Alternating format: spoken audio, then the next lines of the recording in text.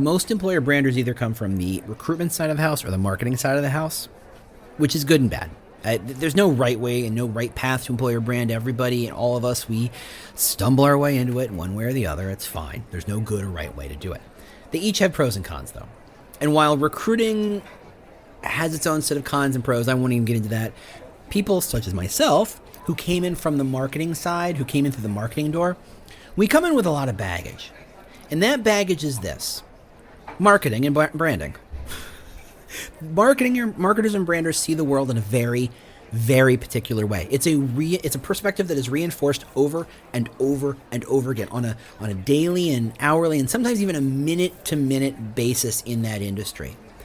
And it is an idea that isn't true when you get to employer branding. Think of it as brainwashing. All of us marketers have been brainwashed in this certain idea, and on a certain level, we need to unbrainwash ourselves to get good at employer branding. What's that idea? We'll find out. We'll talk about it in a second. Thanks so much. It's the Talent Cast, Season 2, Episode 2. This is the audiobook of Talent Chooses You, brought to you and sponsored by recruitmentmarketing.com, a community for recruitment marketing professionals. So go check them out. It's recruitmentmarketing.com. As you know, if you've been listening, this is the audio version of Talent Chooses You 2.0, the sequel, the revenge, the son of Talent Chooses You. How is it the sequel? Well, I'm going to read the audiobook of my book, but I'm also going to add a lot of stuff. It turns out I may have either learned things in the last 3 years since I wrote this, or maybe I just changed my mind. Who's to say? So here we are, Episode 2. We're going to talk about one of the most foundational ideas in employer brand. And it is an idea that while I feel like I talk about a lot, and I do, I don't think other people do at all. In fact, I think most people don't talk about it enough. And this is a drum I would bang all day long if you let me. So let's get into it. And it's this simple idea. Hiring is a game of quality, not quantity. Let's pretend you're selling tacos or donuts or toothbrushes. It doesn't matter, right? These are things that are inexpensive. They cost, let's just say they cost $1. And by the way, that's a cheap donut, or that's a really cheap taco. But anyway, let's just pretend. So you set up a stand or a cart and you kind of hawk your wares, right? Hey, everybody, I got donuts, I got tacos. And anybody who walks up to you with $1 in their pocket is a potential customer. They are a valid and viable customer. Your job is to convince them that your item, the taco, the donut, whatever, is worth the $1 to them. Perhaps they will give them more than $1's worth of feeling of satisfaction to eat that taco. Perhaps it'll it will sate that sweet tooth in a way that they'd be willing to spend $2, but you're only charging $1. What a bargain. Or maybe you convince them that brushing their teeth will keep them from needing costly dental work down the road. Either way, your item is of value, and they'd be crazy to reject it. The conversation is all about value conversion. Change your money for goods or services. And that's fine, because that's, commerce. At a fundamental level, that's called capitalism. That's called an economy. I have a good, I have a service, and I want to sell it to you, whether and I don't care about it. All I care is that you can pay for it. If you have $1 and I have a taco, let's make the magic happen, right? Your goal as the seller is to replicate this transaction as many times as possible. If you sell the taco, your next step is to do it again. You were rewarded for selling lots of tacos. Becoming the best taco salesperson is a game about selling the most tacos. And having spent time in sales, this is true everywhere. This isn't a taco game. The goal of sales is more. You are rewarded as the best salesperson because you sold the most. There's no equivocating, are you the nicest person, or are you the cleverest, or whatever. Did you sell the most? End of criteria. So in this process of selling a taco or a donut or whatever, do you ever ask your buyer if they have a college degree? Or did you confirm that they have a reliable mode of transportation? And since you're both in the same place, you probably don't have to wonder if they live close enough to you, right? Or that they're certified to eat that donut? Do they have 5 years of donut eating experience? Can they provide the names and contact information for 3 people who can confirm that you know what you're doing with the donut? How many different varieties of donuts can they discuss with confidence? Hey, I have a whiteboard. Can we do a diagram of all the donuts you've eaten in the last couple of months and how you might stack rank them given in a list? Hey, I see a gap of 3 months in which you weren't eating any donuts. Can you explain that gap? I mean, of course, that sounds crazy. But have you ever heard of someone saying they only had one donut and they were going to sell it to the best customer? The one who was a culture fit? The one who embraced the mission of the donut? No! That'd be nuts. Right? If you have a donut and they have $1, that's it. We're done. To quote Mitch Hedberg, who is, by the way, a genius comedian, I hope rest in peace, it's a donut and $1. Why do we even need a receipt? The transaction is completed, right? It doesn't matter if they don't have a work visa or a degree or pass a drug test or have, a conviction on their record. $1, donut, dunzo, right? But when we're talking about hiring, we aren't selling donuts or tacos. We're looking for a specific person to do a specific job, and we wonder what school they went to and what other jobs they've had and what the outcomes of their work was. We immediately reject them if they don't have enough experience. We reject them if they don't look like a fit. We reject them because they were arrested once. We reject them because someone was just a little bit better. Hiring isn't a game of quantity. Because generally, we're filling one role and we want the best possible person. We want one person, so we seek the best person, right? If we're talking about talent and it's a role in which the best possible person adds value to the company, it's not a burger flipper kind of role, then you are only going to hire the best. If you're hiring commoditized work, you can say, do you meet certain levels of specifications? Can you do the job? If so, yes, great, you have the job. You don't fire them because someone else came along who's better. You've got someone who does the job, so long as they don't screw it up. Now, this seems kind of prima facie obvious. And by the way, prima facie is a way of indicating that I have gone to college and I think I'm smart. It's a vocabulary word. What do you want? It just means it's on its face, right? It's on its face obvious. It's stupid obvious. But the difference that underlines all hiring and differentiates it from any other kind of marketing is this. It's the foundation of all that we do. Here's me banging the drum. This is what differentiates employer branding from every single kind of marketing in the known universe. The rest of the world's looking to bill more hours, sell more time, build more widgets, train more people, take more cases, fix more pipes, take on more clients, create more leads, more. We live in a world driven by quantity. And if we blindly apply marketing and sales techniques designed for quantity to a world begging for quality, it's a disaster waiting to happen. If you're selling donuts and you sell 1 million donuts, you're getting a raise. If they'll put your picture on a wall and under it will say salesperson of the year. But if you're selling jobs and you get 1 million people to apply, you're getting fired because there's no way those people could do the job. Maybe some of them could, but you are making the job so hard for the recruiter because you've made the pipeline too big, right? Applying great or clever, and frankly, if you're applying genius level marketing thinking to employer branding, it won't actually solve your recruiting process because of this fundamental difference, right? Tennis, golf, and billiards are all played with round balls, but you can't swap them out and call it the same game. You can't do it. It can't be done.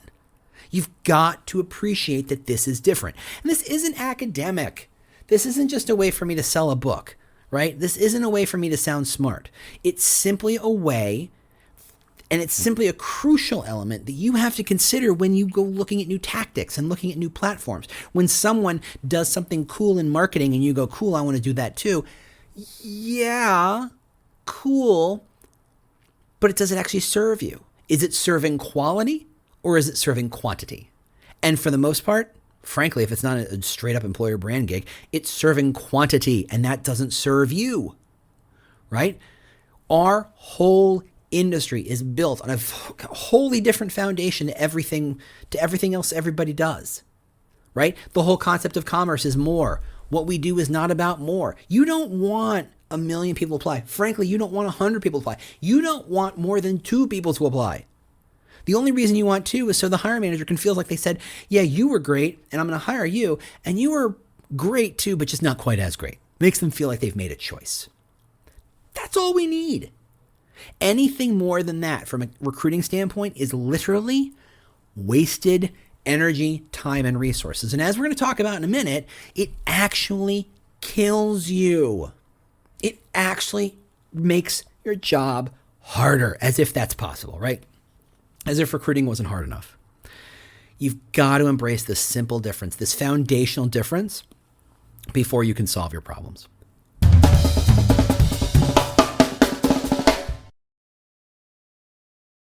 The world's best-known investor and Wall Street expert Warren Buffett once said, "Wall Street is the only place that people ride to in a Rolls-Royce to get advice from those who take the subway." Mr. Buffett's quote is remarkably accurate, but how many people would rather receive advice from him than someone simply guessing? Welcome to Buy, Hold, Sell, your single source for Wall Street knowledge and profitable guidance. Please join me, Todd Schoenberger, and fellow trader Tobin Smith, as well as host Veronica Dudo, for a podcast known to move the needle for investors. Tobin and I are seasoned Wall Street executives with deep investment experience, and we are prepared to share our advice to those who choose to listen. Download Buy, Hold, Sell today on the Evergreen Podcast Network or your favorite podcast channel.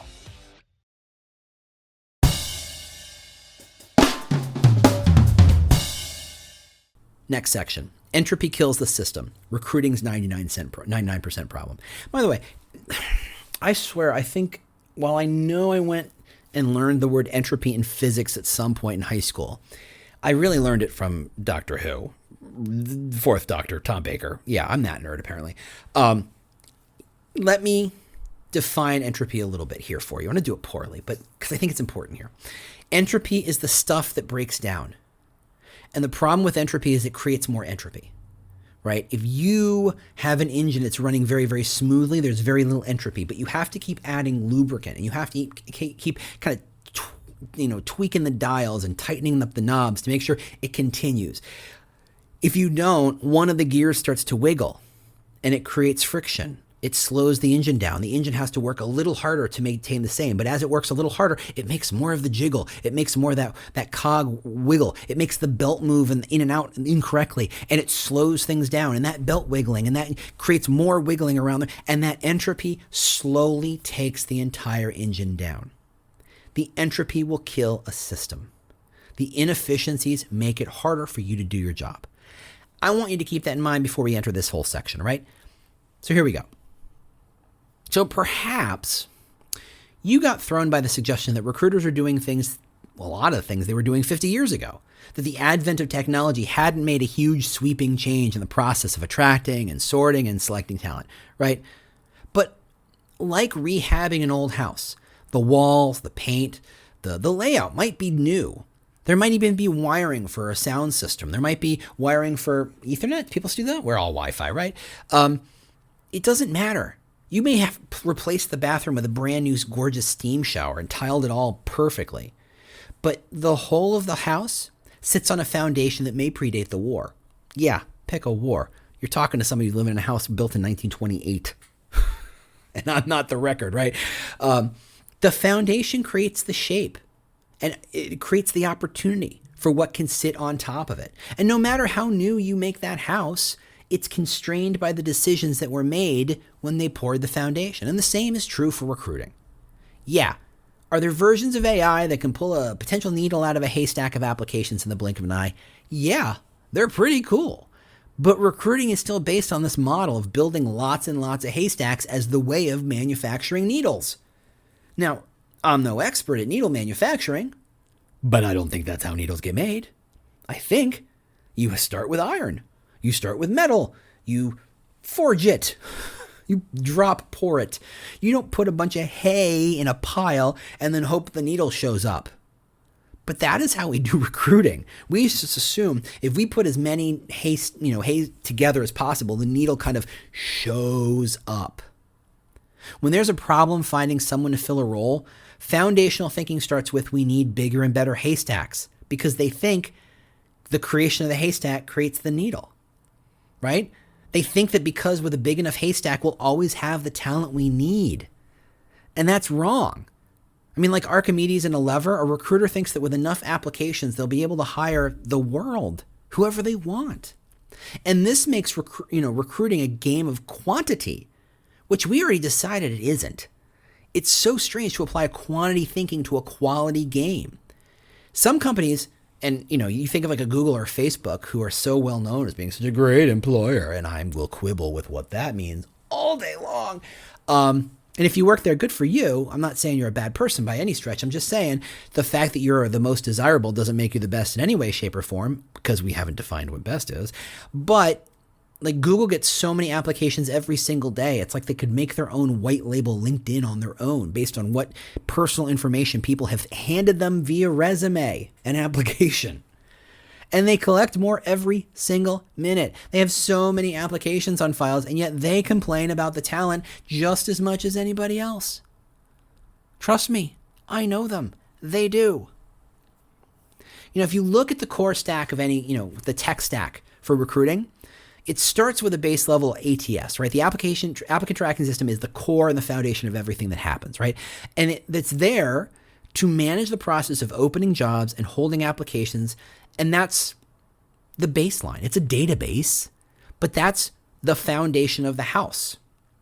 It forces the recruiter to focus on spreading the job as far as possible to as many job boards. Frankly, ATSs sell themselves as having the feature of we share jobs with more job boards than anybody else, as if that's a positive, right? Their core purpose is to ensure the maximum number of eyeballs see the opening. I don't know that I want that. In fact, I'm going to tell you that was a nice way to say, I don't want that. My mother, who is a lovely human, has no need to see your JavaScript job. Okay? She will never do the job. No amount of college training, no amount of boot camps will make her good at that thing. It is not what she's put on this earth to do. Why push it to her? And keep that in mind, because by the way, just 2 days ago, I got an ad on Facebook, sadly, for Amazon, sadly, but the product they were pitching me was floppy drives. This is 2021. It's the day before 2022. Floppy disks? They're selling me a 10 block of floppies? What? But that's the game of marketing. It's about how many eyeballs can you put in a thing. The more eyeballs see the thing, the more they win. Yay. But that's not how we work, right? Just because you can shoot that job to as many people as possible isn't a value add. It's in many ways bad, as we'll see in a minute. And then you internally you ask people to share the job, and you ask the manager to share the job and put it on social media. You ask the manager's team to share the job. And maybe you buy an ad. Maybe you buy lots of ads to ensure that lots of passive candidates, people who aren't looking for jobs, see the job. You might hold a recruiting event. You might hold a sourcing jam or a sourcing sprint. You might build brand new outreach messages so sourcers can go out to the world and spam the bejesus out of people they don't know about this job. Everything is about building the biggest haystack because that's how they think there's what they're supposed to do. Also, because that's how the resources are designed, and also it's what we've asked them to do. Again, I'm not telling recruiters they're bad people by any stretch. You have just found yourself in a situation that is broken. So let's unbreak it, but let's start by identifying what and why it's broken. And the strategy is really simple. It's all about scale, right? Get the most people to apply, and later the recruiter can kind of filter that list down into something manageable. Every element in that whole process is designed to create the most applications, and it's nuts. It's like a big old net that you're dragging across the seafloor, and you're collecting, sure, the fish you want, but you're also collecting rocks, dead animals, coral, anything that happens to be lying in the ocean. Let's get into tin cans and plastic, right? You're collecting everything. That's kind of how hiring works. And then when you pull that net up, the recruiter is expected to kind of go, this is crap, this is crap, this is crap. Oh, good, something that's edible. This is crap, this is crap. Now, when I complain about recruiting and I say this is what recruiting does, what I'm really trying to get to is this idea that recruiters, is that how you want to spend your time? Are you talent sniffers? Are you sorters to sort between the tin can and the trout? No, you are professional people. You're there to engage people in the process of casting the net as wide as humanly possible so you can troll and grab as much stuff so you can force yourself to spend an hour sorting the crap from the not crap. That is not where your skill set is. Let me be plain. That sucks. Okay? Can we all agree on that? That is not where you should be spending your time. But the process is there to ensure that you stuff the top of the funnel with as much as possible, even though most of it's crap. Sourcers might focus on the potential quality of a candidate, but the ad doesn't. The job board doesn't. The social media post won't. Everything is about scale. More eyeballs, the better.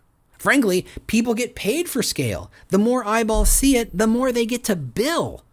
There's incentivized to make sure that idiots and morons and people who don't even speak the language that you are trying to hire for can see this. You don't want to know the data. If you want to look at Bob Hoffman, and this is an aside, his newsletter is a gut punch every week about how bad the advertising industry is. Current data suggests that if you spend $100 on programmatic ads, only $30 to $40 of that go into ads that people actually see. And there's no indication that they're the people you actually wanted them to see it. The ad is the industry is a mess. So it's not just recruiting, it's the whole ad space, but here we are. Right? So given all this process, it's no wonder that every requisition is littered with candidates who can't and will never do the role, who will never get serious consideration. This is a process of burning time and energy. This is a very definition of wasted effort. Again, it sucks. Depending on the role and location, a recruiter could see dozens, hundreds of applications for the same role. I've seen openings that get closed because they hit 350 applications and the recruiter just kind of throws their hands up and says, I can't. I literally don't have time to go find somebody good in anything more than that. 350 applications in an ATS, which takes 12 clicks between each application to see their resume and kind of give them this, the 3 seconds of consideration it takes. Just do the math. That's like 3 hours of time. How? So before we get to that part, in fact, let's avoid that part. Let's keep things simple. I like nice round numbers, don't you? Okay, so let's pretend you get 100 applications for the role. Now, first, congratulations. Getting 100 people to apply is not easy. I mean, that's a thing. You did a thing. You should pat yourself in the back every time you see that. It's going to suck for you, but, let's just start. You got people to spend their time and energy to push the buttons and do the thing and upload the resumes so that you could see them. Getting 100 applicants means you've recruited effectively in the eyes of your industry, to your hiring manager especially. The problem is, to anybody outside of recruiting, it doesn't sound effective at all because it isn't. So let's start with that haystack of 100 applications. Because this is a game of quality rather than quantity. The recruiter's job is to sort out the people who just aren't capable of doing the job, right? You filter out the crap to see what's edible. And then when you see the statistics that a recruiter reviews a resume for like the average of 30 seconds, you might wonder how anybody without kind of superhuman power can review a resume in 30 seconds. Well, obviously they can't. See, what happens is, in this stage of the process, the recruiter isn't looking at every single resume going, I'm going to understand who this person is. No. Their job is to figure out, is this crap? Can I label this crap and throw this out? Doesn't have the right skill set? Out. Doesn't have the right education? Out. Has a gap in their resume? Out. Doesn't have the right, recent job? Out. They took a lot of jobs in their job hopper? Out. Their last title was too high? Out. Their last title was too low? Out, out, out, out, out. It's all about filtering out, right? In this haystack model, the recruiter isn't looking to learn about people. They're looking to remove the hay piece by piece, looking at each one just to see, is this a needle? No? Throw it out. It doesn't take more than a couple of seconds to see that if something isn't obviously, is obviously hay, it's obviously crap. Even if that piece of hay is gray or is a little heavier, right? The process can turn a haystack into a pile of potential needles really, really quickly, I guess. And when you make it that smaller pile, it's easier to evaluate. So the recruiter is really there to take the 100 applications and turn it into 20 candidates who cannot be eliminated just obviously in 6 seconds. Okay? So that pile of 20 is then gone and reviewed again with more consideration. They read the cover letter maybe. Does it suggest the right attributes? Are there success stories? Are there positive outcomes in the resume? Do they have all the skills? Do they just have some of the skills? The recruiter starts to sort rank these 20 to identify the 10 or so who could potentially do the job. Okay? Those 10 get a phone screen. And in the phone screen, they're not trying to figure out how do I make best friends with these people. They're not necessarily evaluating, are these people perfect candidates? What they're doing is looking to see, can I throw them out? Do they have 2 heads? Out. Do they have the wrong temperament? Out. Do I get the sense that they're lying about their experience? Out, out, out. I'm trying to remove you from consideration. That's the job of a recruiter. And suddenly that pile of 100 is now at 5. Now, those 5 aren't the best people. Those were just the people the recruiter couldn't very quickly throw out. They met enough of the criteria to say, well, they're worth considering. And then they bring them to the hire manager, who might toss some of them back, but their goal is to say, hey, from these, let's say 5 candidates, hire one. So you do an interview pool and you do a bunch of dates and you interview people and kind of walk them around the office. And over the course of a few days, some candidates get rejected because they just are bad candidates and they just came across well on paper. And the remaining ones are ranked in terms of preference. The number 1 candidate gets the offer, and if they accept, everybody else gets dispositioned, which is the nicest possible way to say that they get rejected. Now, that doesn't even enter into the possibility that the hiring manager say, yeah, I don't think I want these people. Start again. To which you go back to square one, you rewrite the job posting, you maybe give it a little polish or revision, and you start it all over again, which sucks. So this is, kind of an ugly way to say it, but that's how most companies hire. And it looks the same today as it did decades ago when applications came in via the Sunday paper, right? I remember going to the Sunday paper and looking at classified ads and sending my resume to a P.O. box, not a company, just a P.O. box, who said they needed someone to do a job that I thought maybe I could potentially maybe do. That's still how we do it. It's just on the internet and ATS and not via P.O. box anymore, right? In the quest to fulfill the business need to hire, the company will interact with 100 applicants. And, you ignore the people who see the ad or saw the posting and decide not to apply. We're keeping this simple, right? But if you think about it, interacting with 100 people to get one hire, and by the way, that person has a 50-50 chance of even being successful or staying for a year. 100 people to get a 50-50 shot of getting one person? That's an incredibly painful, expensive, inefficient process. Have you ever seen how saffron is harvested? A human, not a machine, you can't do this with machines, a person has to use a pair of tweezers to extract a single hair-like tendril from an orchid that only blooms a few days a year. Think of all the dirt and the water and the sun, the fertilizer and energy it takes to get enough strands to flavor a single dish. This is kind of what it feels like to hire people. All that time, all that energy, all those people, all that process to get that single tiny little thread that hopefully is good. Now, saffron is more valuable by weight than gold, and when you see how the process it is to create it, you understand why. But recruiting, sadly, isn't seen that way. Recruiting is a cost center we try to squeeze to be as small as humanly possible. Just saying. But what happened to the 99 people who didn't get hired? If we look back at the recruiting journey, we can see that these are people who pinned their hopes on getting a job. They wanted to like you. They wanted to like the company. They wanted to like the brand. They were interested enough to give you their personal information. And then you threw them away. Now, the 80 who were rejected out of hand because they didn't seem obviously like a fit or could do the job, and in your 6 seconds of just skimming the resume looking for a reason to throw them out, they didn't meet basic criteria. Okay, great. At best, they're going to get a form letter. a disposition, which is, again, horrible term. The form letter will be the same for every single role, whether it's an intern, a team leader, or a director. It's the same letter. Sure, you might code it so that it says dear name and it says thank you for applying to the role, but that's not personalizing. Not even close. The content will have effectively the warmth of your average roll of tinfoil, right? The letter may say, we're so sorry the process will not continue, but you don't feel like any sorrow is happening. There's no emotional connection. You just said the word sorry or we regret. Do you? Do you really regret? Really?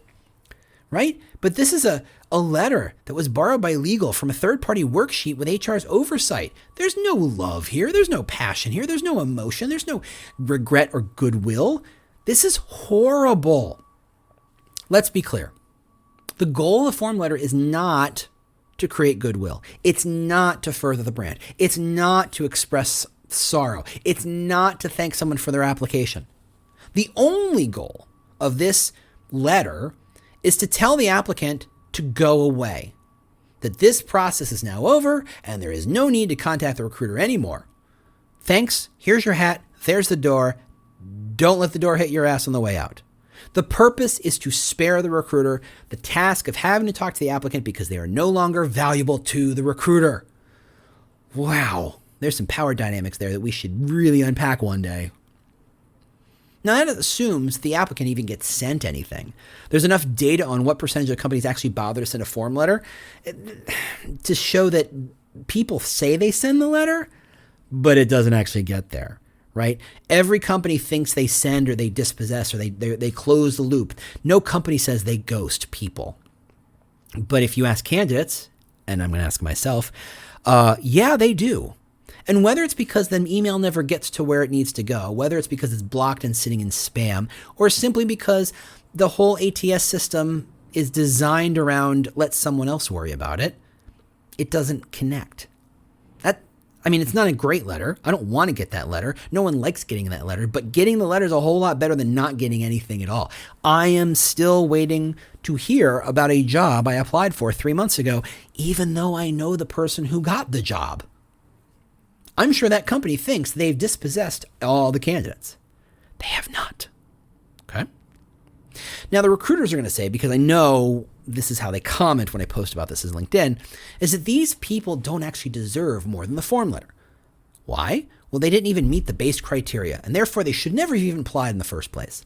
Now, to those recruiters, when I get salty, I simply ask, so you're saying your job posts were crystal clear, and it was very clear how good and that person wasn't qualified? By the way, we've all seen the statistics that say if you have 6 requirements and you're a dude and you only meet 5, you're going to hit apply. And if you're a woman and you only meet 5, you don't apply at all. And we're trying to fix that. But now you're going to tell me because they didn't meet criteria, the basic requirements, they're not worth having a conversation with? That they're dead to you? Ugh. Right? Look, most job postings are poorly written, and we will talk about how to make them better in a moment. But if they're written in a way that expects that we need to troll the seafloor, which means we need to write them in very broad ways. And to be crystal clear, to be brutally honest, most recruiters don't actually understand the jobs they are writing job postings for, right? If you're not a machine learning expert as a recruiter, you are still expected to write a machine learning job posting. And since you don't know the actual ins and outs of what the job is, and you shouldn't because you're a recruiter, not a machine learning person, how are you expected to describe the job to a professional machine learning person? You can't, so you hedge your bets. You use broad strokes. You use safe terms. You use things like, must have an intermediate level of experience with Excel. Except the words intermediate level mean nothing. Does that mean they know what a VLOOKUP table is or know how to build a pivot table? Or does it mean they know how to read a formula? Or does it mean they know how to do data entry? All those things are different, and you could absolutely categorize all of those as intermediate level, but since you don't actually know, how am I as the candidate supposed to know what the hell you mean by that? And since I don't know what that is, and since you've made it super, super, super, super, super easy for me to apply, I'm just going to hit the button. But don't you dare as recruiters, say that I'm to blame as the candidate. Sorry, got on my high horse. There we are. We've built a massive set of systems designed to attract as many applicants as possible, and then we begrudge the candidates for applying. Holy shnikes, what a world we live in. That sucks. Now, to the 10 people who survive the first pass and potentially, getting removed, they get the same people, the people who go from 20 to 10, those people who got rejected because they didn't have the best cover letter, they didn't have all of the requirements, they get the same cover letter. They got the same form letter, right? These are the people who are not unqualified, but the system will treat them as the same riffraff who cluttered up the ATS. Here are people who have real skill and talent. They might be perfect for a different job in your company, but you are giving them the tinfoil. Yeah. So let's look at those 80 people as a group for a second. Are they bad people? No. They had ambition or gumption to complete an application process, which, by the way, is not always easy. So they're not lazy. They have some skill, not just the ones that you wanted for this particular job. And since your job as a recruiter is to look through the world through a drinking straw saying, how do I find someone for this job? Not how do I find something great for this company, which is a different thing. You threw them out. Now, unless your company is tiny, could there be other roles that person could thrive in? Probably. So all that is to say is these are people who are potentially valuable in the future, just not this second. Maybe they'll be valuable as candidates or connections and networks to other candidates or even consumers. Just because they're not valuable to you today doesn't mean you reject them and tell them to screw off, which is effectively what a form letter is. Now, the candidates who get rejected after the phone screen, what do they get? Each one of them spent 30 minutes of their time talking to a recruiter. They gave up their time to the company as a gift and got nothing back. Chances are they get a form letter too. Right? Now, what about the handful of people who actually showed up for an interview?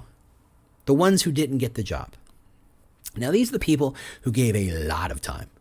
They took off maybe vacation from work. Maybe they got dressed up. Maybe they, printed up some resumes. Do we still do that? I sometimes do that. Anyway, there's a good chance that those people won't get the form letter. They're going to get the quick call from the recruiter saying, hey, we decided to go in a different direction. By the way, that's not always true. I get a lot of form letters even when I get the interview. Most of these companies are terrified to give any kind of feedback, right? But that's really what a candidate wants. They've given you this time and energy and passion and consideration and attention, and you've given them jack back. I know companies who actually set up their ATS so that even after candidates get the phone call rejection, they get another form letter, like a way of nailing the casket shut to make sure no possible positive brand association will ever be left standing. It is the equivalent of just mixing in the dirt to make sure you're dead. Unbelievable. This is the 99% problem. We reject, and how we reject the 99% of the people we don't hire is what's causing half the reason why we can't find new people. The standard recruiting system doesn't fit our model of expectations. The recruiters are going around creating negative brand associations in 99, and by the way, what happens when it's more than 100 applications? It's more. 99 people for every person they help hire. What business could expect to piss off 99% people just to get one customer and feel comfortable about the future? None. That is insanity. Most recruiters are forced to behave like goldfish, approaching each new requisition as if it's the first one or their last one. Once I fill this role, I'm done. Then a new requisition comes in and they're surprised, but they start the whole thing cold from a clean sheet of paper. They don't start with the people they just talked to. They don't start with candidates who almost got the job. They start by putting the job into the ATS, push it out to the world, and collect a whole new slew of people they can really piss off again. Ugh. Recruiters have become slaves to the ATS. They're sending form letters. They're rejecting candidates without feedback. They're taking people's time and giving nothing back to them. I don't understand the expectation that these people who got the tinfoil form letter would expect to apply again. I could I have hundreds of examples of recruiters saying, I found a great candidate, but they saw where I came from. They had already talked to a different recruiter who treated them poorly, and they're never going to talk to me again. You are poisoning your own well, recruiters. You're making your jobs harder. But I don't blame you, because that's the way the machinery is expecting you to live your life. That's what they want you to do. That's the expectation, because to them, just make another haystack, right? Recruiting assumes that every company who has a role, who has an opening, they have all the power. And there are an unlimited number of people they can talk to. And even if there weren't an unlimited people, there will always be more people. That all these people will willingly jump through hoops for the chance to potentially one day, hopefully, fingers crossed, get that job. Does that sound like the modern talent playing field? Is that how you hire Oprah? No. So when recruiters complain about how hard it is to find talent, it's not true. There is plenty of talent out there. Plenty. They just don't want to talk to a recruiter. And why would they? After engaging with a recruiter and being given the tinfoil letter over and over and over again, no one wants to say, ooh, give me more of that. They might be blissfully happy in their current role, or maybe they just got worked over by recruiters and companies. They've decided it's not worth engaging. The recruiter was born into a world where burning an applicant or burning a candidate never had negative consequences. There's always more fish in the sea, right? But in this interconnected world, in a place where there are long memories and searchable emails, right? And I love doing that. Every time I get an email from a recruiter, I immediately go back to my Gmail and search for their name and see, have they spammed me before? The callousness, the process is coming back to haunt recruiters and haunt recruiting and haunt companies. People remember and will refuse to be treated like that way again. All right, I'm going to wrap this up in a minute. Recruiting doesn't have to feel like some sort of dire Cormac McCarthy novel. Why paint such a bleak picture, even though it's accurate, of modern recruiting? Well, it's because change is necessary, and that change will come in the form of employer branding. The machinery that recruiters have been running for so long just doesn't work anymore. It's broken, but we keep feeding it fuel in the hopes that we can inch it along another day or two. Right? We're building these adversarial relationships. We're building negative emotions. We're cajoling, and let's be fair, candidates are lying. They're lying recruiters who are covering for lying hiring managers and expecting to call this good. It's necessary to look at this situation and see what it is. Unmaintainable. The machine creates 99 angry and frustrated prospects for everyone it might even bother to extend an offer to. And by the way, if 40% of those offers go rejected, do it again. Those 99 people tell their friends. They tell social media. They tell their networks. You piss off one data scientist, guess what? You might as well have pissed them all off. Right? To them, you are making your job harder every day. And when you only have a hammer, every problem looks like the same solution. Recruiters only know how to recruit. That's what they're paid to do. That's what they're expected to do. I do not begrudge them. I get it. I understand that. This isn't a blame game. This is how they're equipped. This is what they're expected to do. They don't have spare time to try something new. Their KPIs are all about creating and clearing haystacks, even though those haystacks make their lives and jobs harder. They aren't blamed for it. I don't blame them for that. But it also means they can't actually be the ones to solve the problem that got created. Employer brand is how we're going to solve that. It's not a tool. It's not a platform. It's not a website. It's not a course. It's not a project. It's a way of seeing the world. It's a way of looking at the system totally so you can change the system. It is a philosophy book, right? It's philosophy in action. And in seeing it that way allows you to solve the important talent problems in your company and help your company grow. But of course, all this is problematic because we haven't yet even defined what employer brand is. Thus concludes section 2, episode 2, I guess, of season 2 of the Talent Cast, which is the audiobook of Talent Chooses You 2.0, The Return, The Revenge, The Son of, The Daughter of, what the heck. Thanks so much for listening. Thanks so much to recruitmentmarketing.com for sponsoring this episode, for sponsoring the whole season. Go to recruitmentmarketing.com to take a look at their community for recruitment marketing professionals. Thanks so much for listening. I'll talk to you next week.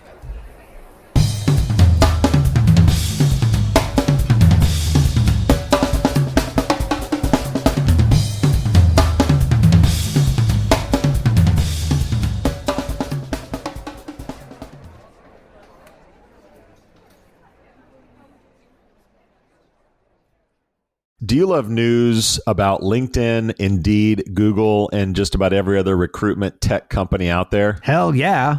I'm Chad. I'm Cheese. We're the Chad and Cheese Podcast. All the latest recruiting news and insights are on our show. Dripping in snark and attitude. Subscribe today wherever you listen to your podcasts. We out.